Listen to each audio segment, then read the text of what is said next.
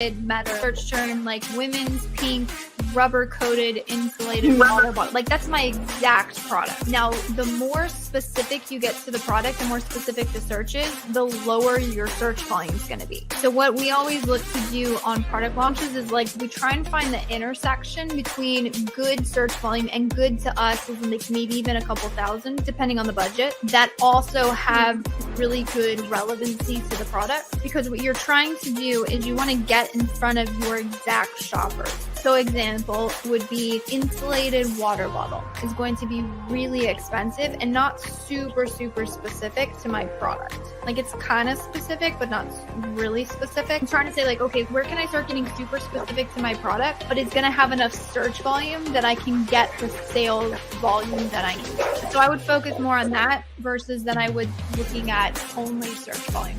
A bit of a technical answer here is we don't quote move them, meaning we're not going to pause the existing keywords. We're simply going to launch them in another match type. Again, make sure to keep the bids lower. Amazon actually, if you read their recommendations, they recommend keeping bids lower on broad and phrase match, even lower than the exact match. When we would launch those is honestly really dependent on performance of the account and availability of the budget. So if you launch a keyword in exact phrase and broad, so you have 50 keywords, right? And you launch them in exact phrase and broad, you technically have, 150 keywords that you've launched. And the potential of broad and phrase to spend could be quite high. So again, you just want to make sure it makes sense. It seems super simplistic, but if you are in a phase where you're struggling to control total ACoS and ACoS, to fix those two numbers, it really means that you have to lower down your ad spend with ideally little to no impact of the total sales or the ad sales in the case of ACoS. If you introduce a whole, again, those 50 keywords in exact phrase and broad, and those you probably need to test and optimize the bids, etc., you're introducing a lot of additional ad spend into the account.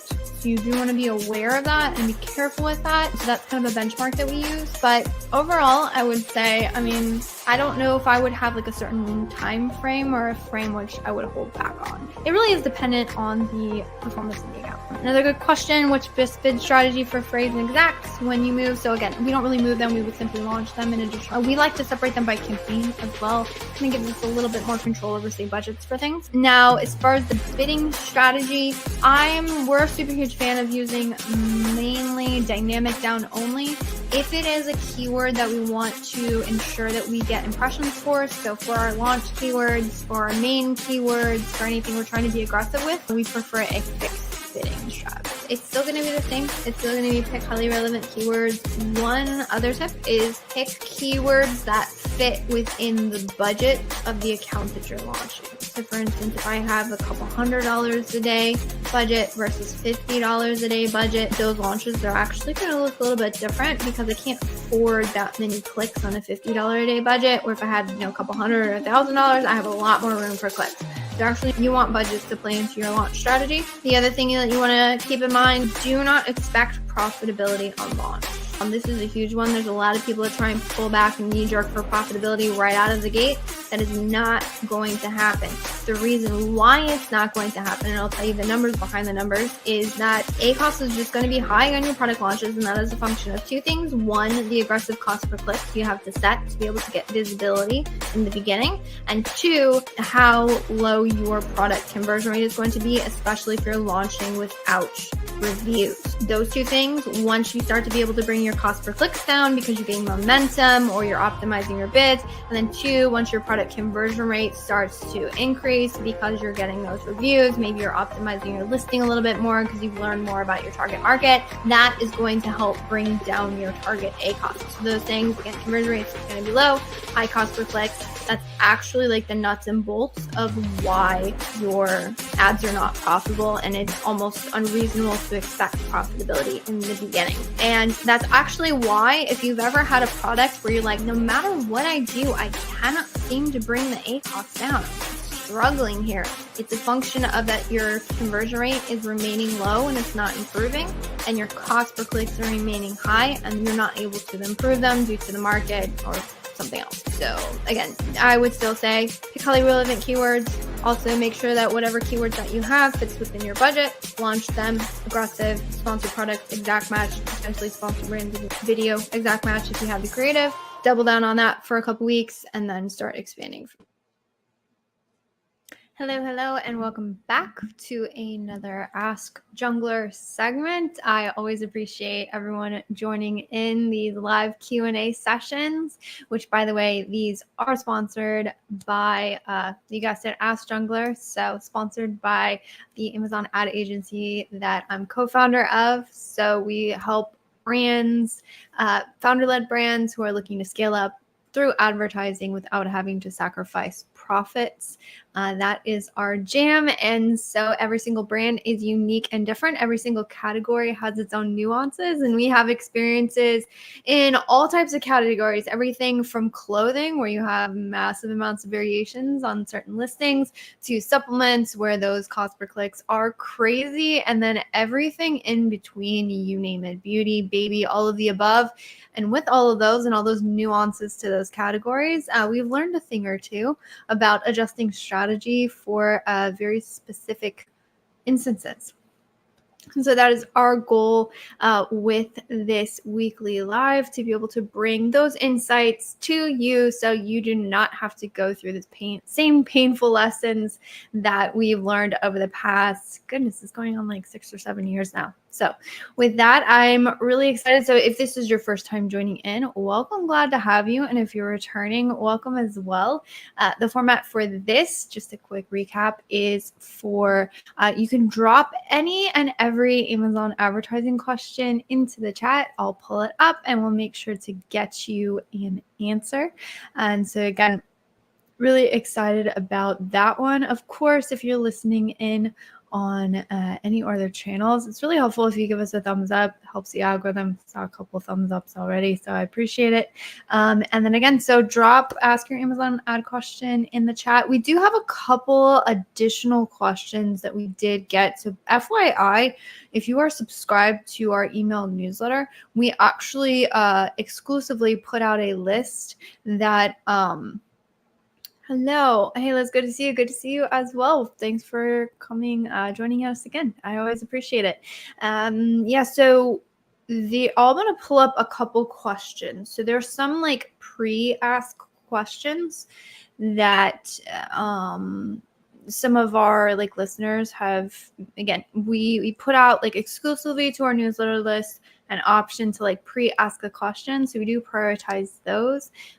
But make sure you drop your questions soon, because towards the end of it, normally what happens is a couple people start asking questions, and then like there starts to become a frenzy at the end. So I'll be here for an hour, but depending on how many questions you get, how far you go down in the line, there have been a couple weeks where there's some people who weren't able to get their questions asked. So if anything pops in your head, I totally recommend dropping it sooner rather than later.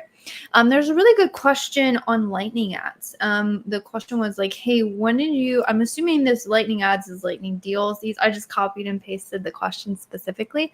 The question was like, what do you think should be your goal? So I would say the deal for lightning, like lightning deals, lightning ads, anything like that, it's definitely to increase sales velocity. That's what it's good for. And I know, like, I don't believe you can run any deals very recently, which actually Prime Day is coming up. Goodness, I have some resources for you guys. So depending on what kind of questions we get in the chat, I'm going to give you guys some tips, because there are some things that you could be doing right now to prep yourself for the coming Prime Days, because those are, I believe it's the 8th and the 9th, which is next week. So time flies. So a lot of times these deals are used around those times. But again, goal is just to like really hammer the sales velocity. Now, the issue with running these ads is it is entirely possible to like not be profitable when you run these ads. So I always caution sellers when they say like, hey, do you think we should run these deals? The volumes you can get off of these deals can be really good, but oftentimes your profitability just isn't that great. And so what I would recommend is making sure you factor that in. Now, there have been certain clients where it made a lot of sense because they had overstock. And so they're going to be dealing with like inventory issues and inventory fees if they don't move the product quickly. And so even though maybe profitability wouldn't be that great when they factor in long-term storage fees, it totally makes sense. So what I would say in running any kind of coupons, lightning deals, anything that's going to help accelerate sales, keep in mind how that's going to affect your bottom line. And also, you do want to coordinate with whoever's running your advertising if you're running some sort of deal. Like we have some clients where when they run the deals, obviously, like if you have a deal and then you're also maybe the ads aren't as profitable, you could, you're kind of like accelerating that loss, right? So you just want to be really careful. Pro tip here, if you're ever looking to pull back on your advertising for like a temporary decrease, highly recommend prioritizing adjusting budgets versus bids. That can be a much better solution there. All right, cool. So this is a question that I got asked, again, one of the pre-questions. So make sure you're on the newsletter list if you want to like pre-ask a question and get priority. But the question was, what is an effective audit strategy? It's a really great question.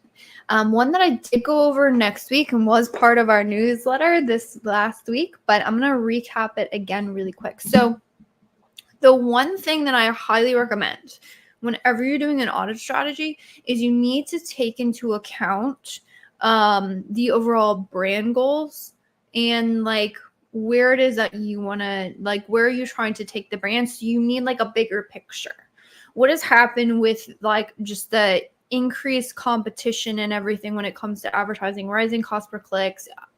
It's a rough world out there, but you want to like keep in mind that bigger holistic picture, because what I have found, and I'm actually going to be recording a podcast shortly here on the topic of like, if you only focus in on your advertising and strictly ad performance, you don't take into account the brand performance, you don't take into account anything else, you will end up doing improper optimizations. Not because they're necessarily bad optimizations from a I want to get more profitable ads perspective, but oftentimes because they're bad optimizations when I need to make sure I maintain my market share question. So there's more things to think about with Amazon advertising because it has such a big impact on your overall market share and like your organic growth on the platform.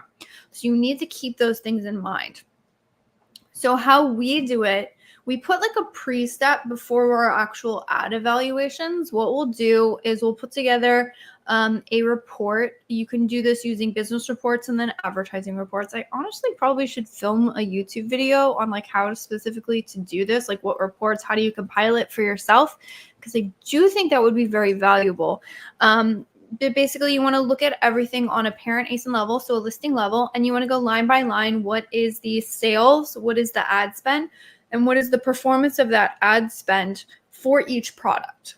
And then you want to look at what you're trying to achieve. So are you trying to grow sales? Are you trying to lower total A costs? Are you trying to maybe push on ads for rank, like organic market share? Like what is it that you're trying to achieve with the brand? And then you identify the products that, one, are having the most detrimental impact to that goal, and then two, have the biggest growth potentials. So once you identify those, then you can go into the ad structure, and then you can look at, okay, so what is the ad structure for these products? Which pro tip here, the product tab inside of the ad console now, game changer for figuring out where your products are being advertised. It used to be a lot harder to figure out. It's much, much easier using the product tab. So you essentially go like that. And then you're looking at, okay, so within the ad structure for this specific product, how easy and or difficult is it given the setup? Like, do I have a lot of wasted ad spend? And then you're looking at it on like the individual subsections of the account that you're going to actually make the impact on.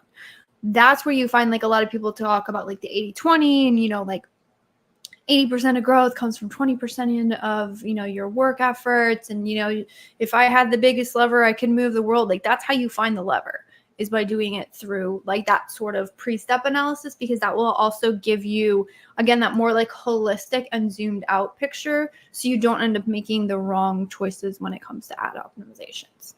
And if anyone wants to follow up on that, or anyone thinks that that would be a helpful topic, I have had some people ask me, hey, I would love to, like, how do you actually do that? Like, how do you walk through those audits? Can you show me? Can you do a screen share? I would love to, but the brands that I work with aren't really cool with us, like, sharing all the info out there. If any brands are listening to this and like, I'm totally down and you have more than just a handful of products, like this type of analysis is best done on like accounts that have more than one product, to at least like 5 or so. If there's any brands listening who want a completely free audit and consultation from me in exchange for allowing me to like video my audit, reach out to me. I'm more than happy to give you some free consulting on that, because I don't actually do consulting, but I will for you if you're down for me filming it. So feel free to reach out. All right. Got some great questions rolling in the chat. Looking forward to getting to these. All right, first question. Can we run ads on bundles? I believe we can do it via sponsored brand ads. Yes, that is correct. You can run them on bundles on the sponsored brand ads. I have heard that if you create the bundle and then immediately go into the ad console and look for it in sponsored product ads, there's some sort of glitch where you can kind of get it to work. We don't have a lot of clients who do bundles, and it's kind of hard to coordinate those things if it's like with another external, like other additional team. And so we haven't tested that theory, but I don't think it would be a bad idea to test it. So next time you do a bundle, I would like immediately go into the ad console and see if you can add the ASIN. All right, other question. Also, how to fix the issue of deal suppress? It happens because we're not having the list price for Prime Day 2. Yeah. That one, to be honest, I'm not 100% sure how you do deal, like how you would fix that. I just know that it happens.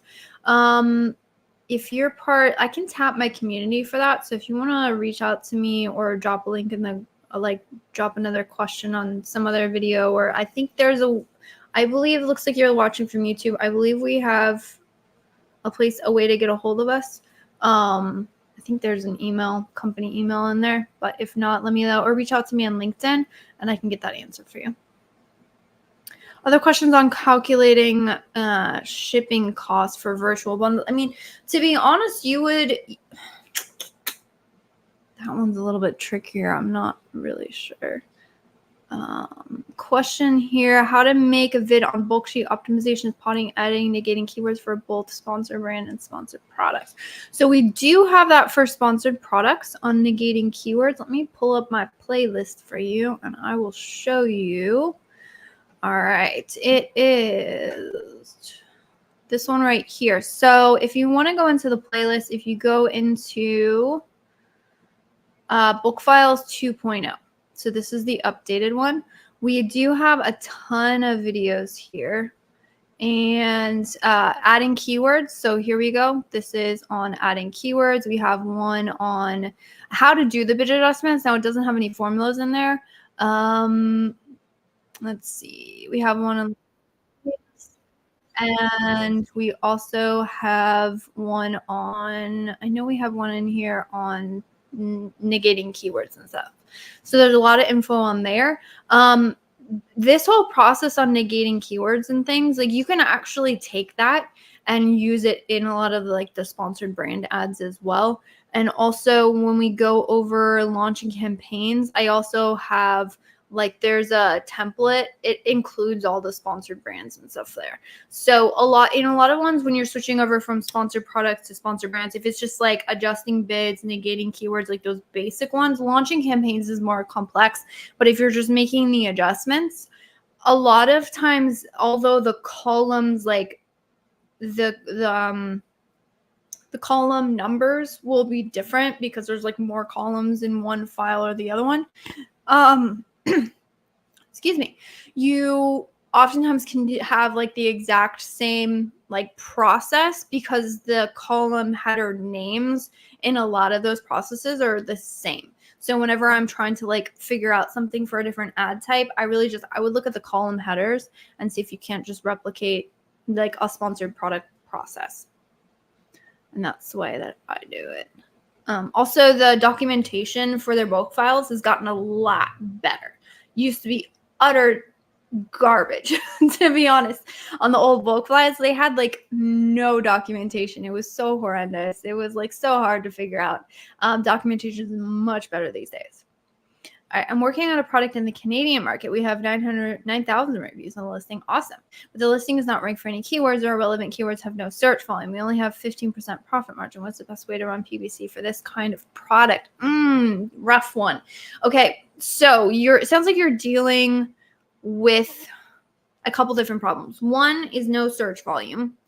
And then 2, you have low margins. So we're going to see, like, let's do a combined strategy here. So when there's not a lot of search volume, really what ends up happening is all of the competition gets concentrated on just like the handful of keywords. So it becomes traditionally very hard to rank on those. So my guess is that's what you're seeing with like all the competitors in there. What you have to do is you have to have better conversions and better order velocity. Those are the 2 main things. There's a ton of stuff that goes into ranking, but you need to have that. Also check that your product is indexed well for those keywords as well. Like the categories and the browse nodes will actually change how easy it is to rank for certain keywords, or how well Amazon associates you with specific keywords. So I would check, like, if you're struggling on there, I would check that. But the one thing that I would say is, in these categories where like there's not a lot of volume, sometimes product targeting can really crush it here. Now, I know as far as ranking, keywords targeting is where it's at. We have seen some rank impact, not a lot, but there is some rank impact for doing product targeting. So I would say do that. But I would check your indexation, and then I would also check inside of, I'm assuming you're brand registered. If you are, you are going to want to check brand metrics. Inside the ad console, your conversion rate needs to be at like the median, or at least close to the median conversion rate. It's great that you have a ton of reviews. That's awesome. That should definitely lead to, better conversion rates, but it doesn't always lead to better conversion rates. And for that reason, I would recommend checking brand metrics. If you have access to it as well, I would also check the search query performance reports. That's going to be super helpful for you. And I'm looking to find it here. So I have this video, Spy on Competitors, 2 free game-changing tools to analyze competitor conversion rates. I'm going to drop that link in. I don't want to download it. I'm going to drop that link in the chat, because that actually will help you figure out, because it's not just how is my product converting, it's how is my product converting versus my market is the important thing. All right, for sponsored display remarketing, allows us to target, so a lot of different look back windows, 30, 60, 90 days. It says days. Don't you think if we're going after 60 and 30 days, the data is overlapping? Not really. And to be honest, I wouldn't be worried about it. These kind of remarketing, depending on how much, it depends on how much traffic is going into the listing. If it's a listing with not that much traffic, you're not going to have that much remarketing. And even if there was some overlap, I wouldn't really be worried about it. All right. Hey, Elizabeth, how are you? I hope you're doing well. I am. All right. Sometimes we see a sale come in, but I check our campaigns later. There's no sale reflected there, and a product isn't ranked in its original position. We're confused about where the sales are coming from. Sales can come from a ton of different places.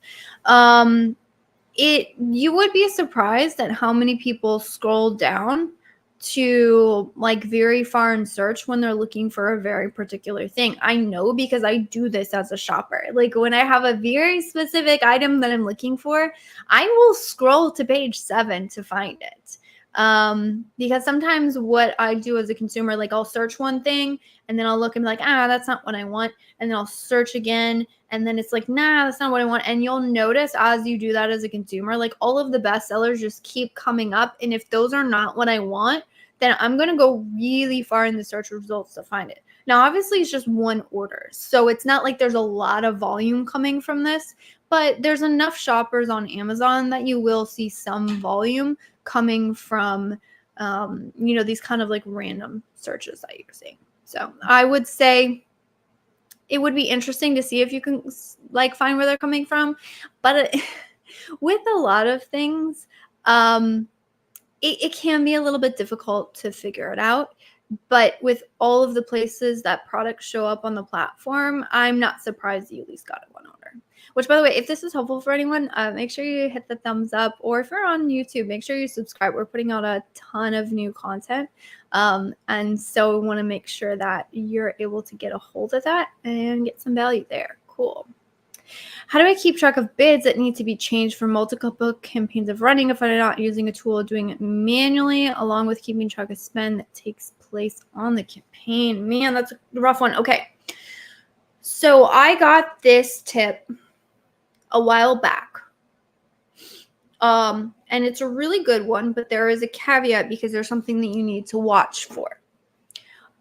One, just be aware, unless you're using software that really will identify when the bid was changed and like alert you of it or like automate that change, you know, like a further adjustment, you're not going to be able to keep on track of everything if you're doing it manually. So there are some things with Amazon advertising. We have a quote, what our idealized version of everything we would hope to do. And then there is the things that you can control. For example, placement percentages.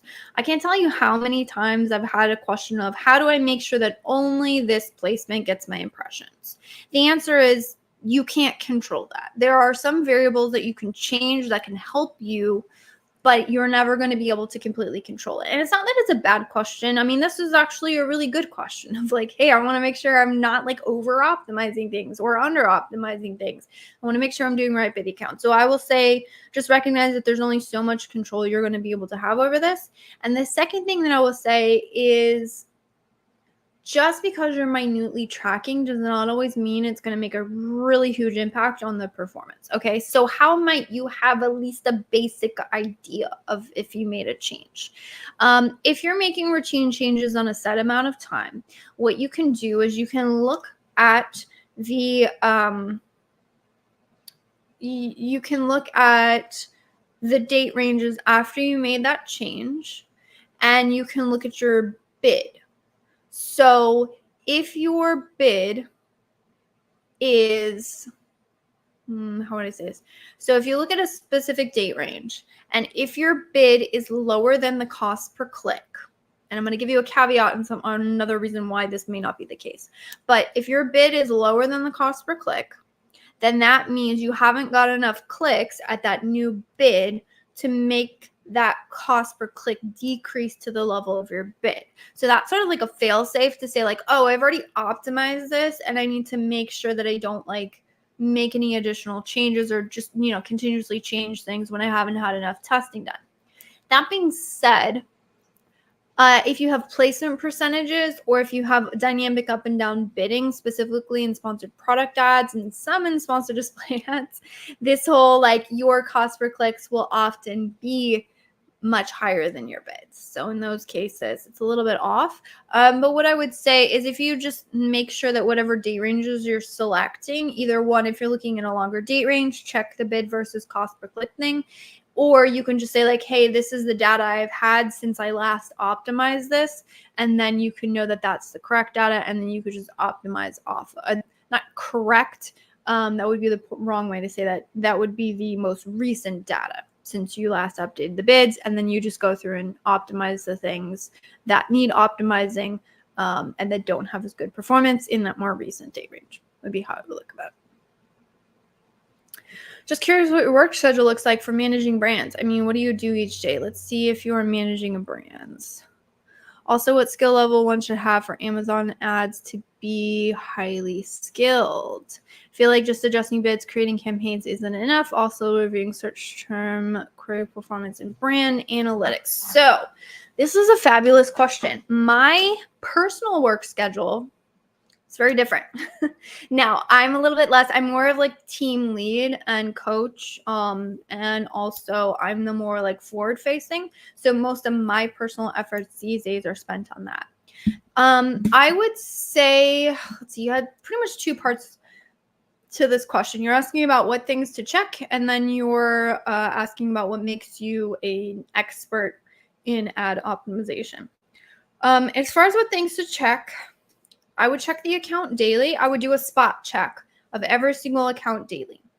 Ideally, you have some sort of software that's going to pull in your total like data, like sales, traffic, all of that, and your advertising data would be fantastic. If not, at least check business reports. So you want to check sales data and you want to check ad data to say, is something out of the ordinary, right? Did all of a sudden sales drop off the cliff? Then I need to go troubleshoot that. Did all of a sudden ACoS spike? Did total ACoS spike? Did something happen, right? Did conversion rates plummet? What is going on with the brand, right? So I just want to know, is everything okay? Do I have a fire?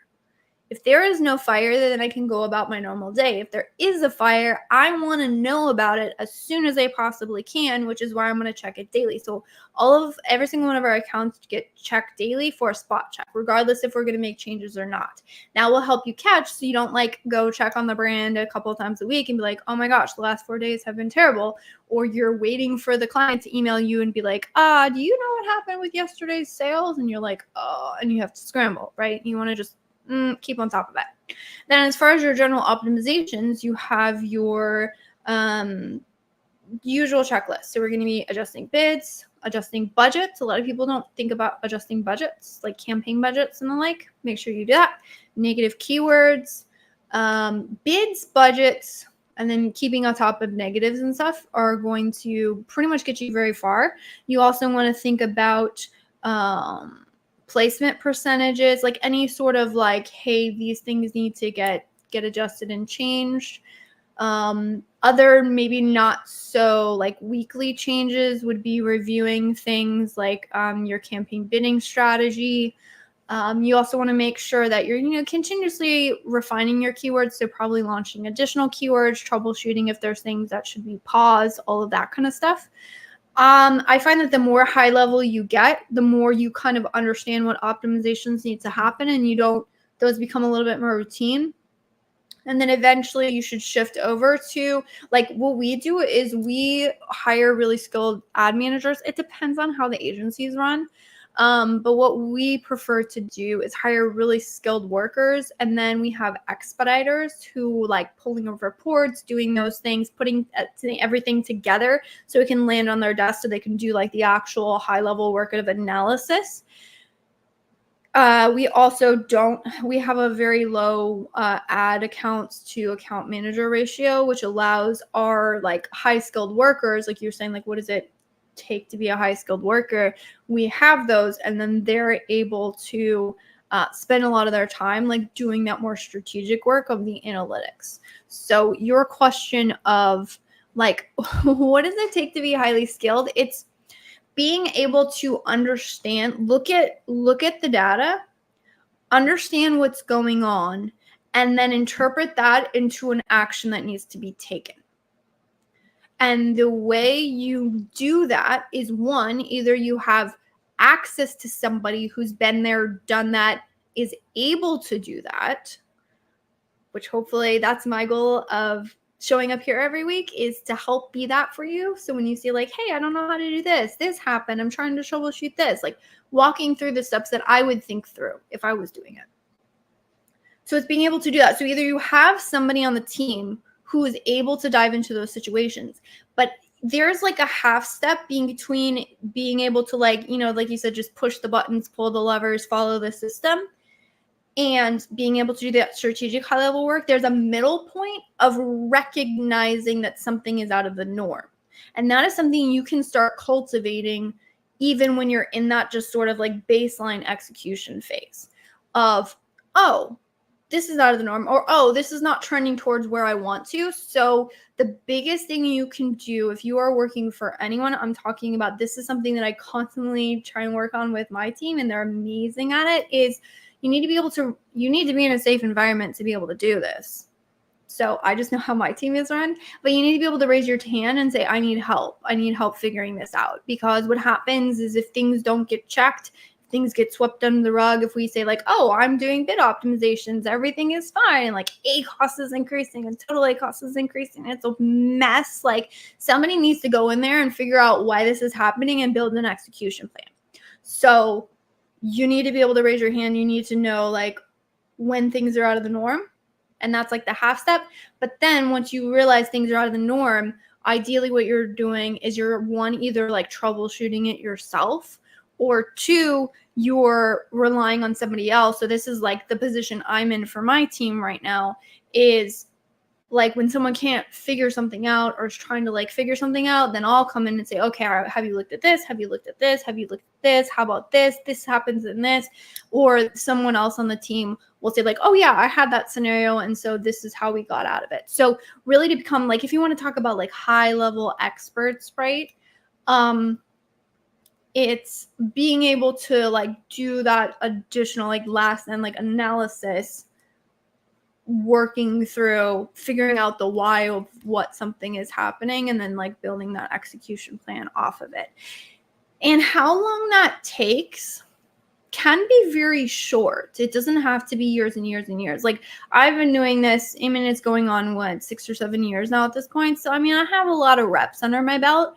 But if you can get reps somewhere else, so for example, if you had one person who was working on one account for like 5 years, right? They would have a fantastic understanding of how that specific account worked. However, what works in clothing does not always work in supplements. And what works in supplements does not always work in like technical equipment or, you know, like home decor. Oh my gosh, that's a huge one. Like ranking in home decor is like, it's very different than like clothing or bedding. Like there's all these weird nuances. So it's having enough reps to have experienced enough nuance. So that person who is, again, working like 5 years, one particular account, they have so much depth of knowledge on that one product in that one account. But if I put them on, say, like a different account, most likely they're not going to have the same level of strategic understanding that somebody. So if you took the same person and they had 5 years at an agency and they were just thrown accounts all the time, they didn't become like the supplement person, but they were like, they saw everything, they learned from everybody, they saw a million different scenarios. That second person is going to be way more skilled than the first person. So it's not always a time thing. It's a amount of varying experience things, I guess. I don't know if that answered your question. If you have any follow-up questions on that, let me know. I'm in the home furnishing category. Amazing. Clients want profitable with low bid approach to scaling low A costs. Majority focus on sponsored product campaigns. Which approach do you suggest running ads in India? This was a really good question. So with the home furnishings category, I just talked about like, hey, home decor is like very different from like a supplement brand in terms of ranking. I'll tell you how it's different. Is that when you talk about home decor, people are very picky. And so in this case, a lot of people shop product listings. So product targeting can work really well in these categories.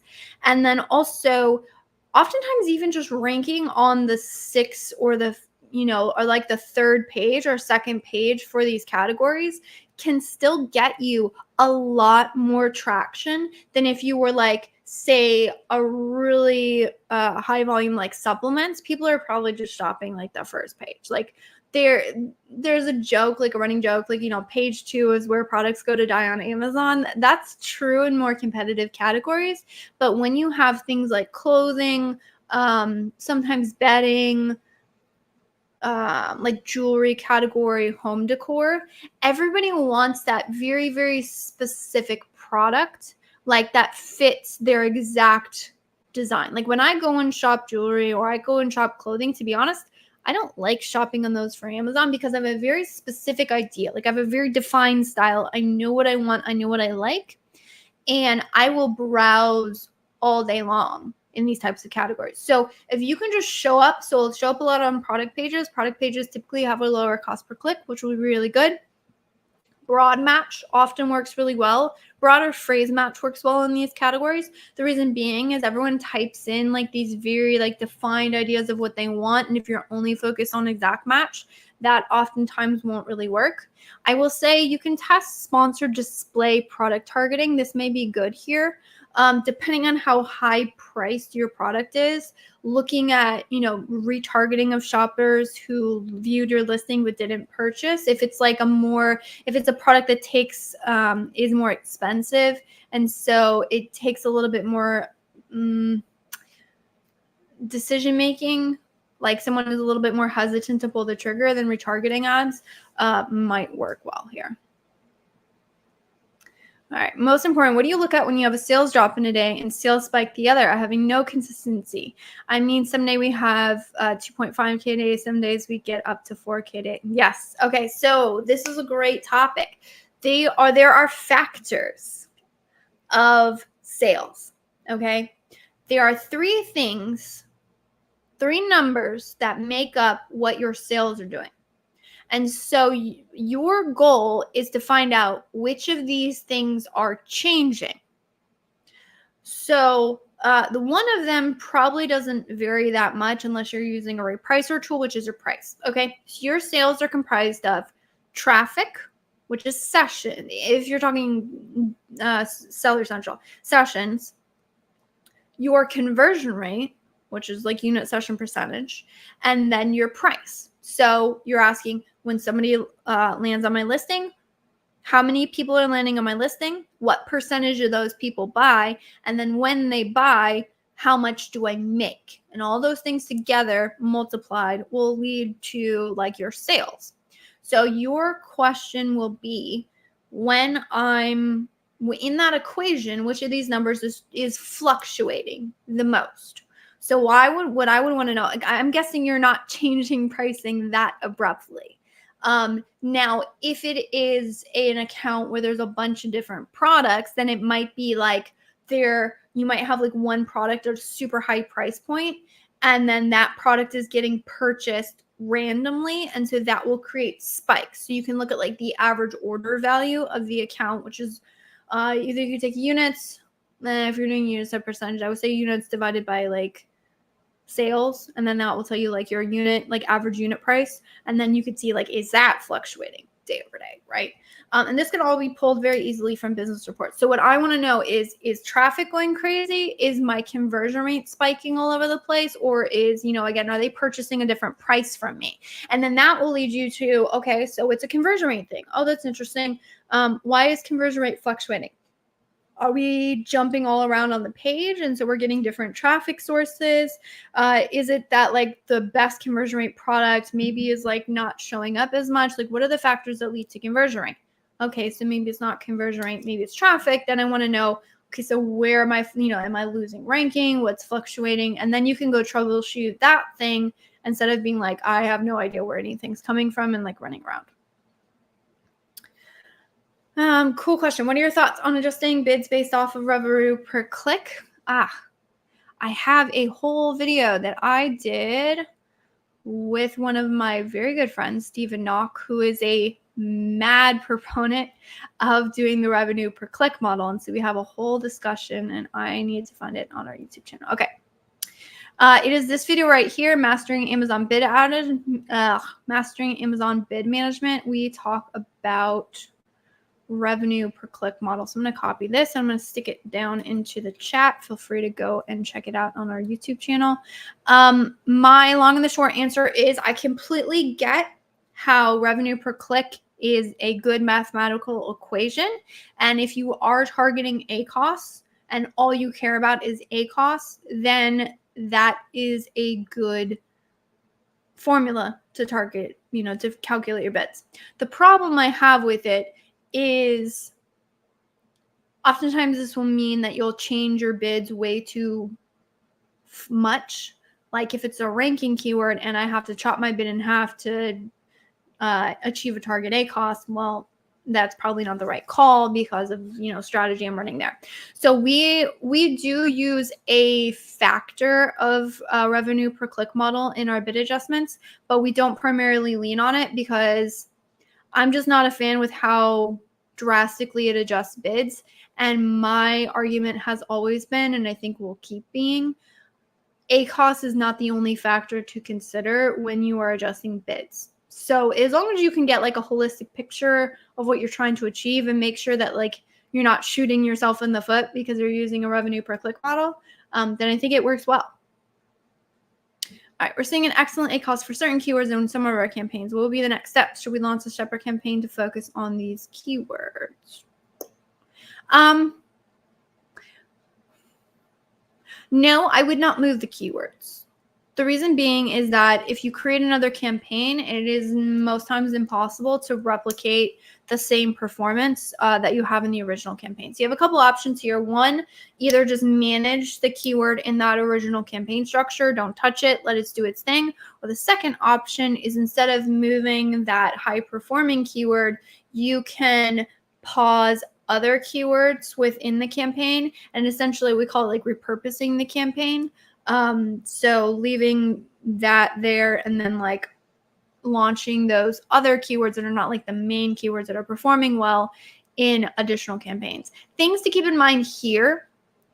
I would slowly prune off like what isn't working as well and launch those. You don't want to like go too aggressive with everything that you're pausing and redoing. I would do it bit by bit, because what I've seen is that if you pause like everything, like say you had 10 different keywords, they all were getting pretty good performance and traction, and then one of them was almost had like this same amount of clicks but just had better ACoS, you might actually hurt things if you pause like everything else.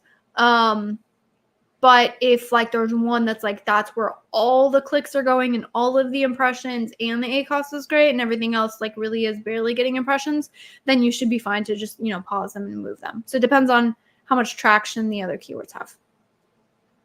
I launched a product based on an upward trend, but after 3 months, the trend declined significantly and competitors are selling the product at a lower price to avoid storage fees during Q4.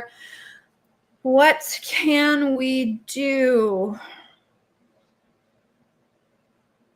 My answer is going to sound cold-hearted, and I don't mean it that way. You probably should find a different product. I'm not saying that there's not still some things that you can do, but if everybody else is selling, look at it. So I would say look at it from a consumer standpoint. If I go into a space and I see all these products and they're all pretty much the same to me, why would I pay $2 more for something? Like that's what you're try and put yourself in the mind's eye of your consumer. And just say like, if I was shopping for this particular product, would I buy mine? Ask your friends, ask your mom, like, would you buy mine? If the answer is no, then either you find a way to compete. That could be, you'll probably have to do maybe some listing optimization or something that will make your product more appealing. So if everybody else has like crappy listings and nobody's put any effort into it, you can still sell premium products on Amazon in certain spaces. I have seen it be possible. However, it is not possible if your listing looks the same and nobody thinks your product's premium. And ask yourself, is my product truly premium? There's a lot of people like, oh, I have a premium product. It's like, well, really, it's actually the same as everybody else's. Like, there's no differentiation. So if there's a way you can figure out to like differentiate yourself, sometimes it's just by like appealing to a certain demographic with your listing. Like there are more creative ways to do it. You need to find a way to either differentiate the product or what you can do is in these cases, if you're looking to just sell out, I would take a good hard look at what those long-term storage fees. Let's see. They're selling other products on long-term storage fees. Yeah, I would take a look at what storage fees you're going to be hit with and just see, does it make sense for me, even if I'm selling at much lower profits or potentially at a loss, to not have to pay the storage fees is what I would look at. And like ads ads will not save a product that doesn't have good product market fit. So it sounds like in the beginning, which is fantastic, you identified a niche. These things happen, it gets really hard, and I absolutely sympathize there. But you're going to need to figure out, is it possible to do some sort of differentiation? And needs to take a hard look at the listing or other things to see if it's possible. What would your strategy be if you want to rank on a keyword with search volume 80K, assuming client has low budget and CPCs are through the roof, $5 to $8? By the way, it's not a supplement brand. No, it's a private label brand. Prices are the same, and we also have a bunch of SKUs. I would take a look at what are the costs to rank, and then so I'm gonna back this up. To do you actually want to rank on this keyword? Like, is that a good call? From just a cost perspective. Because, I mean, the thing is, on those keywords, you can't get around that high cost per click. Now, I'll say out of the box things you can do. I'll give you some out of the box things, and then I'm going to give you some advice. Out of the box ideas are you can use product targeting on some of the higher ranked products. That can give you some impact. You can use like low bid, possibly broad match variations, like long tail variations of the keyword in lower bids. That's going to give you margin. Product targeting will give you marginal impact. Long tail variations will give you marginal impact. It will give you impact, but it's going to be low. You're not going to be able to rank to the top just by doing long tail variations of a keyword. So let me be clear. Some people in the space almost talk about it like, yeah, just do the long tail and like you'll shoot up. Not the same. Like, it will help, but it's not a bulletproof solution. And the other thing you can do is, even if you are paying the high cost per click, you can cap how much you're spending by capping the campaign budget. So keep the bids high, campaign budget capped.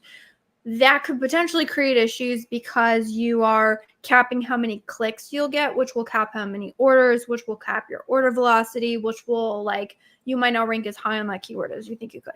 All those things combined will help the cost of doing this. That being said, I would go through and count the cost. One thing you can do, and we've done, is you can set up a campaign, run it for maybe a week or so with a lower budget. So your goal here is not to rank. Your goal here is to get data. If you have any data that's like, this is my conversion rate on this keyword, this is my conversion rate on the top of search, this is my actual cost per click, like that kind of stuff, then you can plug that into a forecast model and you can say, well, I need X amount of orders to be able to rank on this keyword. And then, I backtrack that. It takes me this much on average for clicks. It takes me this much average cost per click. So number of clicks multiplied by cost per click. It's going to cost me this much to rank on this keyword. Do I want to do that? I would calculate that, because the problem here is not can you rank. The problem is, can the brand afford it? If the brand can't afford it, it's a bad call. I would just find if you can find other keywords. So use those tips I said earlier if you want to try it, and then just make sure that everybody's on board before you start throwing a bunch of money at it, because the worst thing you can do is throw a ton of money at it and then realize about halfway through, crap, I can't afford this, and have to turn it all off. I'd rather count the costs in the beginning. All right, so we are selling a Monogram liquid hand soap. Cool. We have 26 listings, all at letter A to Z. Customer can choose a soap according to his initials name. On Amazon, yes. We don't see any promising keywords for this product. That should be our advertising strategy for this kind of product. Yeah, those are difficult. So I would say in these categories where you don't have like a very defined search volume, product targeting will work. I would try lower bid auto campaigns to see where Amazon thinks you fit in the market. Sometimes that can be very insightful. And then basically what you want to do is look for where do you think this product can fit in the market? This is a great one. So if you can find anyone who's selling something very similar to your product, I would do a reverse ASIN search, see where they're showing up, and then that can kind of give you at least a decent idea of what keywords are sort of related to that particular space. Although I will be very frank with you, a lot of times it's difficult to advertise these products. That's what I would say. All right. So a lot of ones rolling in at the end. I'm going to do my best to fly through these, but I got about 10 minutes left. So let's get through them. All right. How do you cater campaign structure out of 3 if only one SKU is performing, the other 2 are not, as they have all products in one campaign? As ad groups. If they are on the same listing, I would just pause the ones that are unperforming and only keep the one that's performing. If they are on different listings, you want to create separate campaigns for that. All right, question. Too many campaigns makes it difficult to overview. What approach do you follow as it does not show comparison like Google Ads? Have good experience in Google Ads, new to Amazon.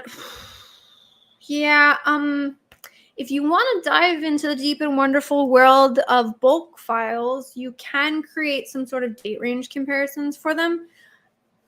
That also can start getting complicated really fast and requires a lot of downloads and things, which can be annoying. I have some of the best content out there in terms of adjusting. I mean, like we're looking. So if you're super comfortable in spreadsheets, I would say learning bulk file, especially if you really know spreadsheets and spreadsheet formulas, learning bulk files is going to put you really far ahead. But otherwise, I would just say, yeah, looking at, just kind of look at that cost per click versus bid thing and just get specific on that. Thanks for helping us out. Awesome. Now that is my goal, to be able to show up here and give value. So I learned off of content like this when I was up and coming. I was in every single YouTube video, every single group, scouring everywhere I could possibly find for the one hint that was going to put me over the edge and give me the next level of understanding I needed. So I'm here just to give back, like everybody else who was giving when I was coming up. So glad it's helping. All right, I'm struggling with my US account. Product is supplement. Cost per click range from $1 to $2. Sale is PPC dependent. How do you do with A cost? Is it always above 100%? Yeah, this is really hard. Okay, so what I would tell you when things are really hard, your problem with cost per clicks being so high is that cost of testing is like, it's ridiculous. What we found work really well in these really high cost per click spaces is what we call frequent micro tests. So your problem, or anybody listening in who's like massively high cost per clicks, is for you to test one keyword at a $2 bid, right? Maybe you have to give 5 clicks to see if that even works. Well, 5 times 2, it's 10. That's going to give you $10 of testing. And if your product price is like $10 or $15, like you're already at 100% A cost, you're already losing. If your conversion rate is even lower than that, then sometimes it can take, if it's 10% conversion rate, that's 10 clicks on average times 2, that's $20. It's really, really expensive. So that adds up super fast. What happens when you take that expense and you multiply that times 20 different keywords you're testing? It's a lot of ad spend really, really fast, and you can have poor performance. So what we do in these cases, we will identify a subsection of keywords that we think is the next best step to test. Search from reports, a great way to find these. You want to build based off data whenever at all possible. So what you do is you run a test of sometimes you can only afford 2 keywords, 3 keywords.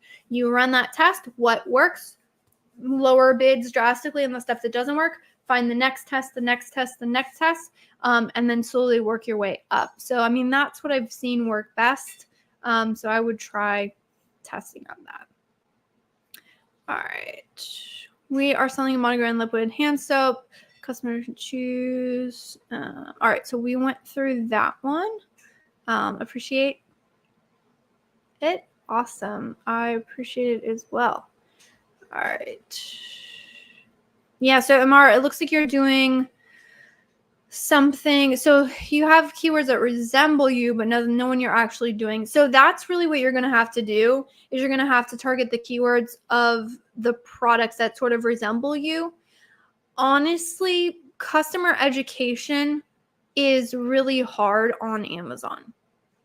So I would say your best bet is to go after sort of like keywords, and that's really all you can do. I will be very frank with you though. If you're relying only on Amazon advertising to drive sales, that can be a very difficult scenario to be in when there's no search volume for your specific product. All right, what do you think about lowering bids on a certain keyword and then shifting them from exact match to broad match or phrase match campaigns? What would be a good strategy? Good strategy is adjusting your bids based on the actual performance of that keyword. It is so easy to overthink and think like, I need to have this way, this way, and like try and like if you just naturally adjust based on the actual performance of that specific keyword and the search terms that are being triggered through it, you will naturally end up adjusting and the whole count will work really well. Where I've had the worst performance in any account is saying like, this is the way it should. I'm speaking about myself here. I'm not trying to be insulting. I'm just saying like, this is the way I say something like, oh, this is this. I remember those days in the beginning. Like, oh, this is the way it should be. And so therefore I need to adjust this. But like performance was saying it was fine. But like in my head, it like that wasn't how it should be. So I needed to adjust it. That will get you in some really bad positions in terms of like not great performance. So I'd say just like adjust when at all possible. If you can't figure something out, adjust based on performance specifically. Now, this is not a bad question, actually. If you read Amazon's literature, they actually do recommend staggering bids, having the highest bid on exact match, having them like lower on phrase, and even lower on broad match. So what we will say, we do have sort of a version of this that still takes into account the actual keyword performance, but then does take into account the match types. Here's how we do it. We are more careful with how we increase bids based on what match type it is. Meaning we actually have fail safes in there where we don't exponentially increase bids, even if performance is great. If it's a broad match, sometimes a phrase match, like auto campaigns, category campaigns, those kind of things. Or another thing that you can do is, it depends on how your software is set up, but some softwares, or like we have internal stuff we use, so we can do what we want because we built it. You can set up what's called like bid caps. So it's like, oh, for these specific items, I don't ever want to increase my bid over X amount. And then even if like your formula is telling you like, hey, you need to quadruple this because ACoS is amazing, it won't, because there's a fail safe in place. So I like fail safes because I always want to think through like worst case scenario, what I don't want to happen, and then just make sure I put a fail safe in to not let it happen. Cool. All right, looking back and forth, looks like question. Oh, I got a keyword. Okay, so there's some follow-up questions on trying to rank. Try that. I haven't had success since the top seller has over 2K reviews. This is going back to the really aggressive 80 plus K search volume keywords trying to rank on with a very high cost per click. Since conversion rate is also poor, that's why ranks are improving and stagnant. Yeah, so I would do an analysis using the search query performance report. Take a look at that specific search and what is your average conversion rate versus the market. If your average conversion rate is much lower than the market, you probably won't ever really see traction on that keyword, and it would just be like throwing money away.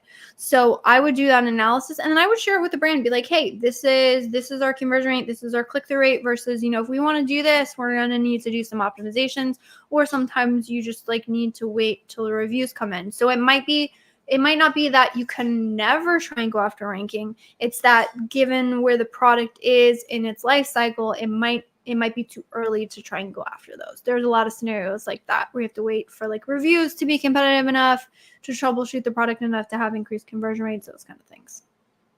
All right, most of the campaigns, our understanding, have low ACoS. When bids are increased, ACoS increases massively. How to find the sweet spot, and what basis do you increase or decrease bids? Underspending. Bids increase massive. How high, like how high are you adjusting your bids? That's what I want to know. Unless something has over 3 to 4 orders, is in a match type that's not too broad, and has a cost that's well under, I never massively increase bids. You always want to like increase them very incrementally, like sometimes by like 5 or 10 cents or something. I wouldn't ever like really increase them. The other thing that I would look at is you have dynamic up and down bidding or placement percentages, because that will take your small increase and like exponentially increase it. So that might be something to look at. So looks like we're going back to the monogram soap. We tried targeting monogram towels. We don't have any exact competitors. I wouldn't go after towels. I would go after like other soap products and things that are related to that. Giftable keywords are tricky, but that might be helpful. So you could try giftable keywords. And again, I would look at other soap products or things. You want it very adjacent to what you have. Like, so even if they don't have the monogram, are they a similar type product? Like, what does your soap bottle look like? Like, what color is it? What style is it? Is it glass? Is it plastic? You know, is it like for a home decor product? Like, think through what is the most equivalent. So in my mind, like monogram towels wouldn't be super equivalent. They might appeal to the same type of shopper, but it's not going to be equivalent. Like for me, if I'm shopping for like a really nice, I'm decorating my guest bathroom and, I'm looking for like a nice soap bottle. I'm assuming, if you've gone through the purposes of monogramming it, you probably have a really nice soap bottle. And so I would say like, oh, I wanted to get this colored soap bottle, but you know what, this one I can put, like my last name initial on it. That would look really fabulous in my guest bathroom. So I'm going to get that one, right? So think through like how you can sort of like jump on to like a related type search is what you're going to be looking for. What is the benefit of creating an ad group within a campaign instead of just creating a separate campaign? So I'll say this, when at all possible, I prefer the separate campaigns. Somewhat benefits here. There are some people who think that campaign history is built at the campaign level. So you have a campaign that's like has a lot of momentum behind it. Sometimes adding a ad group will sort of like jumpstart that. Just can be helpful. No, I haven't seen as much impact of that recently. The only other benefit is if you have a very low ad budget. Now this will like not serve you very well long term, so you do want to be very careful. The problem with multiple ad groups is that budget feeds into each additional ad group, and if those ad groups contain different products, then I can't say I want more budget on this product, I want less budget on this product. Or if it's a bunch of like exact, phrase, and broad, you can't say, oh, I want more budget on exact because these are my ranking keywords, right? You're very hamstrung by this budget feeding into everything in those ad groups. So it creates issues with control long-term, which when you're looking to scale things, you want a high level of control. So that's where you run into issues. However, that budget feeding into everything can be very useful if you have a very limited budget for something. So for example, would be, say I have 50 products that I want to test, but I only have a $25 a day budget. Well, if I took those 50 products and I even give them all their own campaign, even if I only put $1 on each of the budgets, which is the lowest budget you can ever get, which is not going to get me very many clicks or anything, then I could have, ideally at the end of the day, I might have like $50 extra of ad spend, which is more than my $25 that I've allocated. So there's two things I could do here. One, I could try and figure out which products I want to test and figure out where my ad budget needs to go. But maybe these are new products and I have no data to go off of. Well, in that case, if I simply created a campaign and maybe put different ad groups and then just put that $25 a day budget, and it's like, Amazon, do your thing, figure out where this goes, and then give me some data for it. Well, then you can still cap what the ad spend is and then still kind of basically have all the products in there. And then you could like test that and say like, okay, this one's getting traction, pull it out, do its own thing. And there are some strategic reasons to do it. But what I found for the most part, it doesn't make sense long term. And the problem is that for existing campaigns, those ones have a lot of history behind it. And so I want to like keep that momentum with the history, but I can't because I'm hamstrung because of all of the different ad groups. And so for those cases, like I don't like doing that, but I do recognize that there are some reasons why it would be useful. What are the SOPs for shifting terms or keywords from phrase to broad to auto to exact match? Good question. I will say I don't like the language here of shifting. I wouldn't call it shifting because I'm not going to pause the original. I would call it like testing. I would test it in the other match type. I would say it depends on how proven, and two things. How proven is that search term, meaning how many orders does it have behind it? And then the second one is how much can I afford that additional ad spend, that test ad spend in the account. For example, if I have an account that I'm absolutely I'm making sales, but I'm struggling on ACoS, my ad spend is way too high, it's crazy. I'm not going to go and launch a bunch of search terms, even if they technically make sense from an order standpoint, because I can't afford to introduce that much additional ad spend into the account. So that's how I would think through it, is what does this product and brand need right now? And then two, how much data do I have behind the search terms would cause me to test or not? Awesome. Thank you so much for taking time out. Of course. No, I appreciate these questions. All right, I'm going to do last one here, and then I'm going to bounce because I'm technically a little bit over. But most necessary things to check the reports when you are weekly making it. You want to check the things that matter most to the brand. And that is going to be sales and profits. So I would say you want to check sales, and then you want to check your ad spend. So did my ad spend spike? Did anything go crazy? Again, I would check accounts daily. I would do a spot check on your accounts daily, just like anything go crazy. And then if not, business as usual. If yes, troubleshoot it, fix that first. Our spot checking is going to be sales. Ideally, sales went up, sales went down, not great. You want to look at what your ad spend is and then the performance of that ad spend, which is going to be your ACoS, total ACoS. I like looking at ad sale percentage as well. Ad sale percentage is your ad sales divided by total sales. It says what is my ratio of ads to organic. This gives you kind of like a very high level baseline overview of like how your ranking is doing on the platform, which can be very helpful. And then the other things you might want to track is sessions. So overall, like your total traffic.